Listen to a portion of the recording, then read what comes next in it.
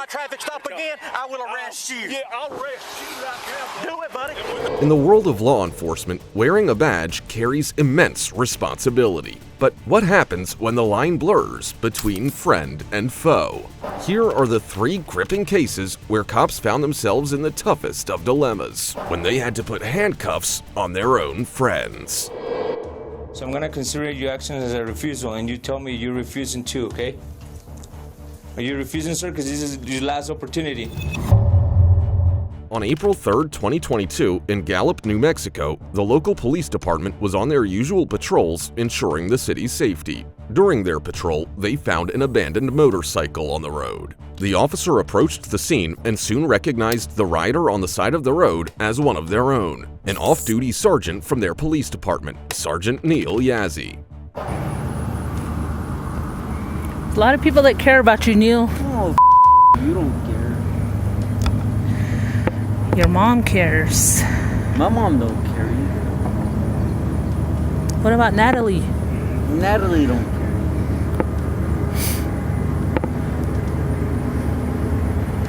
You don't care. Don't say that. The ambulance is here.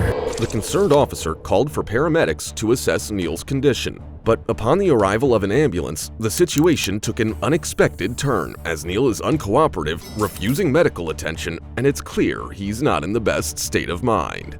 Hello? What's going on? He, 203. yeah, I was coming up right here, and here he fell off his bike right here. Are you gonna talk to us? Are you okay? Are you hurting anywhere? Huh? Let me go. We're the ambulance. I know you will. Do you want us to take care of you?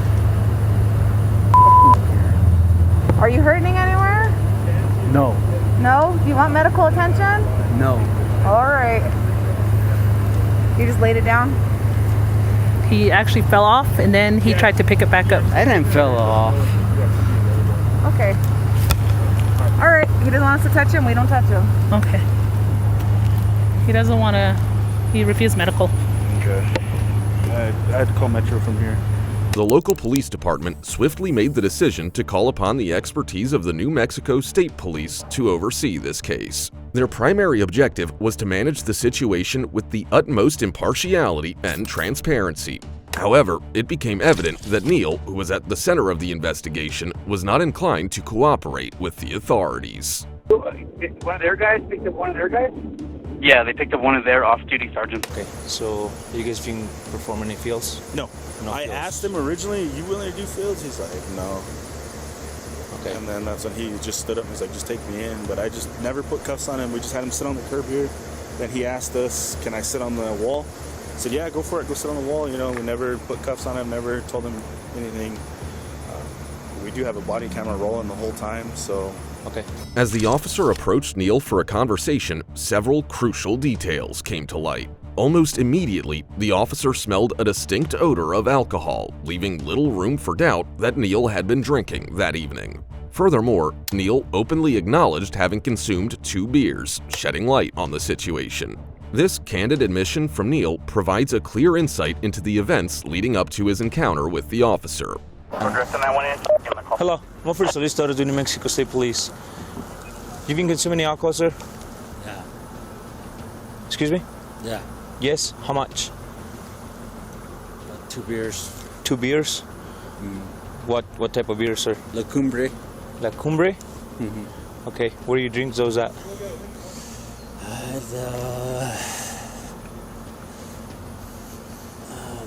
Keep your hands in the pocket for me.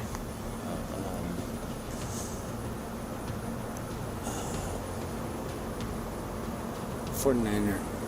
49ers? Mm-hmm. Okay, how long ago? 40 minutes ago. 45 minutes ago. 45 minutes ago? Just 2 beers? Because I can smell a strong odor of alcohol from your breath. Just 2? Okay. So I'm going to submit you to a standardized field sobriety test, okay? I'm already drunk, bro. You already drunk? Yeah. Okay. I still have to do fields, all right? Are you good with that? Yeah. Okay. Come over here with me. Yeah. Let's use that line over there. Just watch your step right there.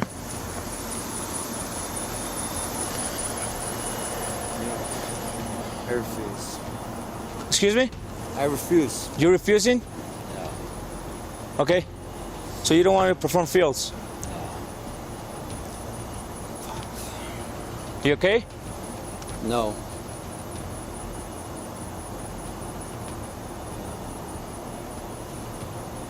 No, I'm not okay.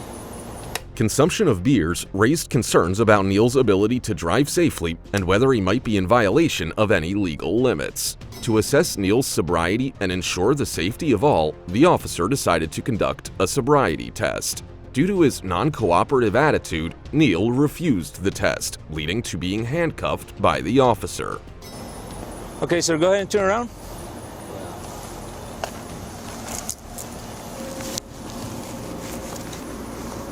Okay, come with me. Look at my phone on my left pocket. Yeah, I'm gonna put you down. Okay, stand right here. Spread your feet apart. You're fine. Just don't move. You're fine. Don't move. I don't need you to move, all right? Open your mouth. Stung your tongue out. 440. Stung your tongue out, sir. Sir, I just need to make sure you don't have nothing in your mouth, sir. That's it. Yeah. Good. Thank you. What's up? How come? At this point, we can observe the officer maintaining a calm demeanor while dealing with Neil. The officer prioritizes safety, assessing Neil's condition and ensuring everyone's well-being. Despite Neil's seniority, the officer adheres to the protocol and decides to arrest Neil on suspicion of DWI, showing their commitment to enforcing the law impartially and safeguarding the community from potential harm due to impaired driving. Okay, listen to me. I'm about to tell you something important, okay? Yeah. You are under arrest for DWI. The New Mexico Compliant Consent Acts require you to submit to a blood test. Pull on my glasses. Pull up. After you take your test, you have the right to choose an additional independent test. I don't want to. If you choose to take an additional independent test, you have the right to a reasonable opportunity to arrange for a physician, a licensed nurse, or laboratory technician or technologist who is employed by a hospital or physician of your own choice to perform an additional chemical test. The cost of this additional test will be paid by the law enforcement agency. Can you put this? Did you agree to take our test, sir? Yes. Can you Okay. put them in front of me? What's that? Can you put them in front of me? No, sir, I cannot do that. Okay. Go ahead and lean back, look left. Yeah. Lean back. Lean back, sir. I'm leaning back. No, you're leaning forward. Lean back. I can't lean back because it's hurting my wrist. You're just going down the road. Who cares? I'm not gonna do anything to you. Even though Neil, being a cop, is well aware of his rights, the officer unwaveringly fulfilled his duty by meticulously ensuring that Neil is not only aware, but fully informed of every aspect of his rights and privileges. This dedication to upholding the law with precision and impartiality is a testament to the officer's unwavering commitment to justice and fairness. Sir, I'm gonna read your rights, okay? Can I stand up because my left hand is false? You have the right to remain silent. Anything you say can be used against you in court law. You have the right to talk to an attorney and to have him present during questioning. If you cannot afford an attorney, one will provide you as a government expense before any questions, if you wish. You can decide at any time to exercise these rights and not answer any questions or make any statements. If you decide to answer any questions or you might stop answering questions at any time to consult with an attorney. You understand what I just told you, sir? Okay, just keep these rights in mind, okay? You want to talk to me? Do you have kids? I just want to make sure they're okay. Having informed Neil of his rights and ensured that he comprehended them fully, the officer moved forward with the necessary steps to maintain the integrity of the legal process. With a sense of duty and responsibility, the officer directed Neil to accompany them to the police station, where he would undergo the standard breathalyzer test. So it's a brand new one, okay?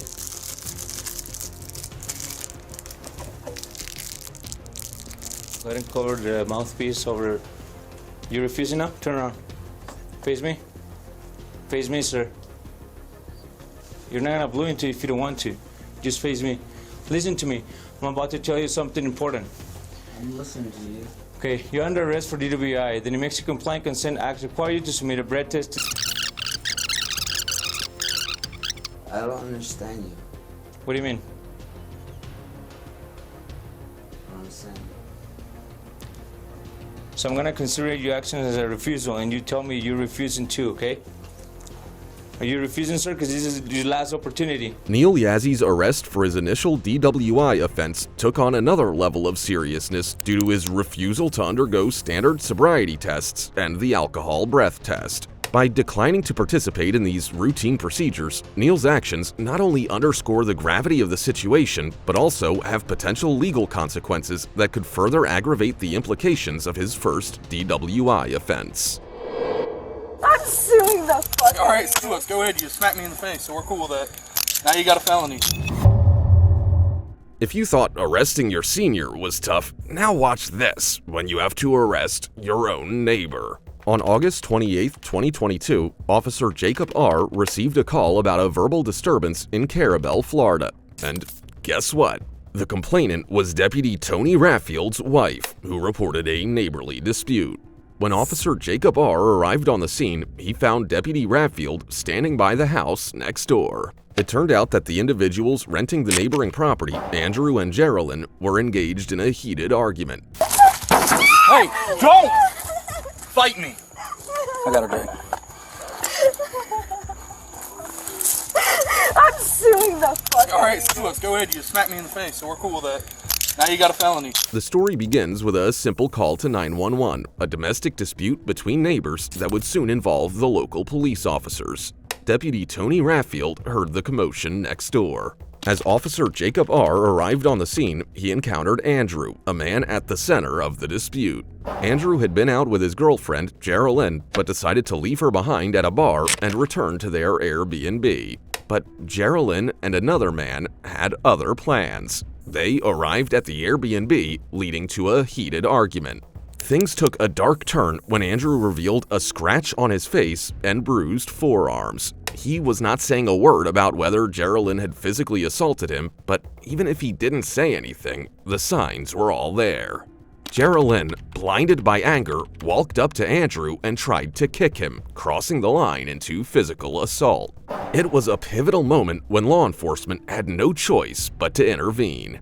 Geraldine was so intoxicated that she started to physically attack the officers. She attacked the officer Jacob R. and slapped him on the cheek. The situation became very tense, and the officers had no choice but to arrest her. Deputy Jared H. placed handcuffs on Geraldine and made sure they were double locked. They were trying to work with you to get your dog out. You've been irate, son. Was it on? Yeah. All right. Yeah, you're recording. I gotta find a place to stay tonight. Oh my God. I have to find a place to stay tonight. These dudes are fixing to ask us all kinds of questions. A lot. A lot. A lot. You have your ID on you, man? Yes. Can I get it? Me too? Do you want to be with us? Hell no. All right, then. Well, you were here. Well, I was here, but Please just let my mom come pick her up. Please, please. She won't listen to anybody. Please just let my mom come pick her up. Can you please call my mom? What's your name? He is not my boyfriend. What's your name? My name. Well, that's gonna be up to him whether he calls, but I'll give him. No, you don't. Wait, are you giving it to the guy that lives there? No, I'm gonna give it to that deputy that you hit, or that officer that you hit. He's the one that shoved me. That's because you hit him. It's all right here. Look, see this? Yeah, go ahead and watch it. I've already seen it. Watch it. Okay. Yeah. With Geraldine detained and handcuffed, the officers Raffield, Jacob, and Andrew had to face the reality of the situation. Andrew, who had initially refused to press charges, found himself in a difficult position. The male who had driven Geraldine to the scene also chose not to cooperate as a witness. However, Officer Jacob made it clear that he intended to press felony battery charges against her. She's going for battery on Leo, though, for smacking me in the fucking face. that's pure ridiculous. No, you're good. I don't need it. I'll just say you didn't want to press charges, and I went to go detain her. She smacked me in the face. You can give me her information if you want. If not, I'll just get her. All right, cool. I just need her information. I don't need nothing. I got hers. You got it? Mm-hmm. Yeah. We got all her stuff, man. You're good, bud. Do you want to be a victim? All I can do is give information. Do you want to be a victim or no?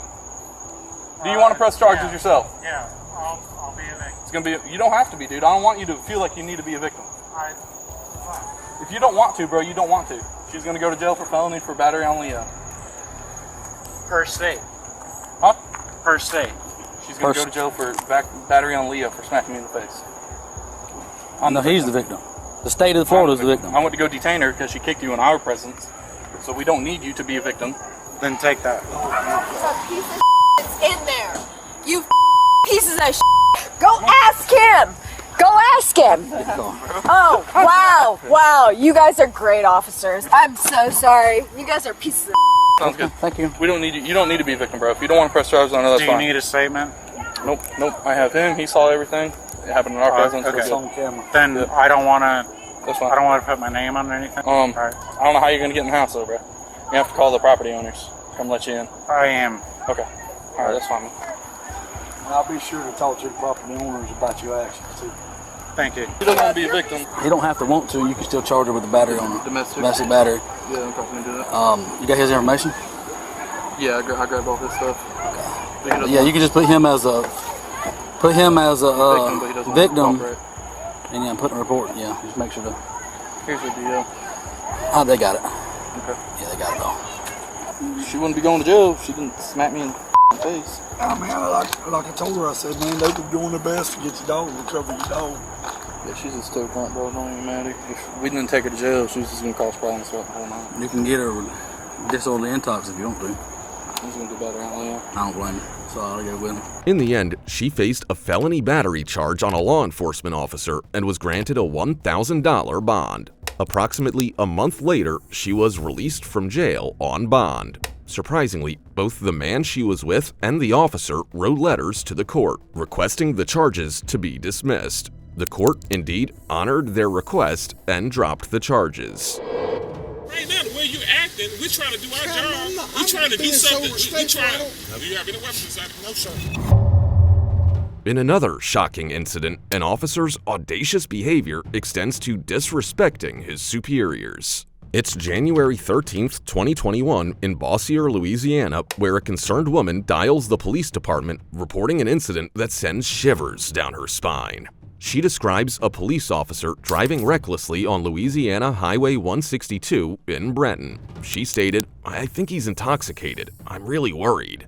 As the call ends, department supervisors take immediate action. They identify the driver as off-duty officer Travis Coker. Concerned for public safety and the reputation of their department, they decide to confront him. How was your driving? Driving fine. They pulled a little bit to the right. Other than that, unless I drop something or whatever, hit the curb or whatever, or in the middle line, but you was all right the car if you like. Did you drop something? Two superiors head out to Brenton and locate Coker in a grocery store parking lot. They quickly turn on their body cameras, documenting every moment of the encounter. They just asked me to come up here to meet them. I mean, it's nothing personal. I know it seems that way. But No, I get they got that. an obligation. How far you live from here? About by the range. Okay, wow. Because I live up north. Right. You go up 162. About 14 miles. Right. It just seems like a long drive. It does seem like a long time, but I go to work. I'll go Bellevue Road. Right. And come out right there on 80. Right. And I'll hit I-20, and then it takes probably 22 minutes, something like that. 25 minutes to get to work. And I get off. I have obligations to things. That's why I couldn't go tonight to begin with. But I'm making it work. But I have to get back home. You're going to have to go with him, okay? I can't go there right now, Captain. So here's the deal. I'm not trying to be, Captain, I ain't trying to be ugly at all. I can get somebody to come get me. I'll come back and get it later, whatever you want me to do. I'm not refusing anything. I'm just telling you I have an obligation. Right. And it's her word against. Did she got some videotape? Listen to me, man. This is not court. This is an administrative deal. I know that, but I'm just saying, anybody's out there, the police, like I said, if I drop my phone and run over the line. Coker continues to be stubborn and doesn't listen to what the officers are asking him to do. He might not realize that his refusal could make his legal situation more complicated. Are you going to take the test, or are you not going to take the test? I will take the test today. I just can't take it right this second. So here's the deal, to make it perfectly clear. What he's explaining to you Yes, sir. And I'm is on y'all's that team. he and the captain are giving you an order. Being in patrol administration, okay, you're under their Yes, command that I you know have that, to and submit I to will. reasonable suspicion testing. What is the department. reason? It's not for But, debate. Hey, you don't understand what we're saying right now. You're not gonna never understand what we're saying. Okay, so we just leave it right there. I'm not worried. That's all I'm doing. I'm on y'all's team. I've never not been. Always been on your team.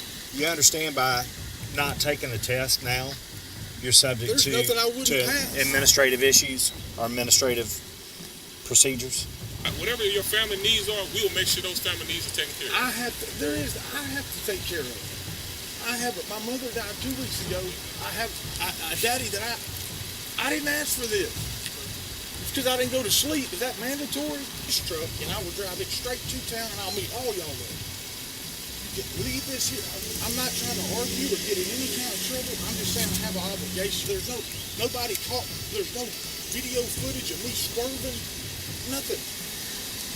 Does some lady even like the police? The body camera footage captures the moment when Coker refuses to take a reasonable suspicion test as ordered by his supervisors. He suggests that he can drive to the test himself, but the response is clear. "We are not going to let you drive. That's the purpose of the test, to make sure you're okay." But Coker continued arguing with the officers. Right now, the way you're acting, we're trying to do our job. We're I'm trying to do being so something. respectful. Do you have any weapons inside? No, sir. So you're driving a city vehicle without a duty weapon? Yeah, is that something illegal? Yeah, it's against policy. What ain't against policy? Well, maybe you should brush up on it just a little bit. Okay, I guarantee you we can look around and everybody's broke policy. Okay. They got body cameras on? No, that's against. Hey, if you don't find your medicine, Responsible for you. Hey, you get to the station? Yeah, go ahead, tell me. I already talked to something. Okay, yeah. come on. As soon as I get there, I'm gonna dump this on the cradle. I may leave it because I won't come in until the morning anyway, so I'll just leave my body cam on there. Cool. He already knows. We'll see y'all shortly, okay?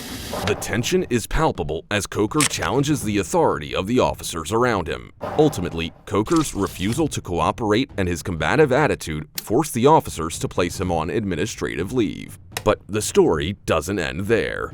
Travis Coker is facing allegations of violating drug and alcohol-free workplace policies while also being accused of driving his police vehicle recklessly. But that's not all. Finally, under the intense spotlight of public scrutiny, the department writes Officer Travis Coker's termination letter. His career in law enforcement comes to a dramatic end.